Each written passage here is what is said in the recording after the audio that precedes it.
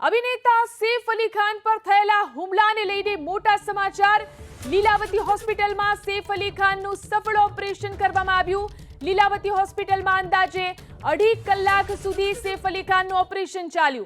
સૈફ અલી ખાનની સ્થિતિ અત્યારે સ્થિર છે। તેના શરીરમાં 2 ભાગે ગંભીર ઇજાઓ પહોંચી હતી। પોલીસે સીસીટીવી ફૂટેજના આધારે તપાસ શરૂ કરી છે।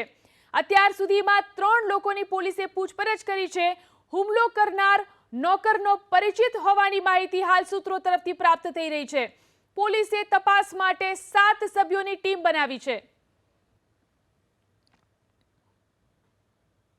ये कंफर्म हो गया है कि जो एंट्री हुई थी उस घर में वो शायद मेड के कमरे से हुई थी। वो पहले मेड के कमरे में गया और उसके बाद में वो बच्चों के कमरे में वो गया था।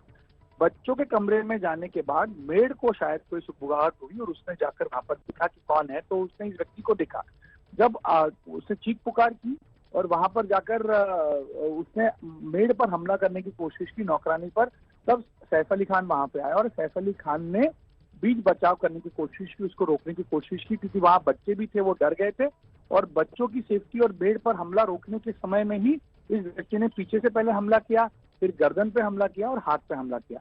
तो ये अभी जांच में सामने आया है।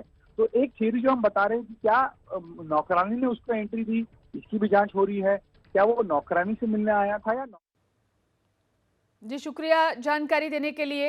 तो सैफ अली खान જેમની ઉપર 6 વાર ચાકુથી હુમલો કરવામાં આવ્યો, હોસ્પિટલમાં તેમની સારવાર ચાલી રહી છે। લીલાવતી હોસ્પિટલમાં તેમની સર્જરી કરવામાં આવી।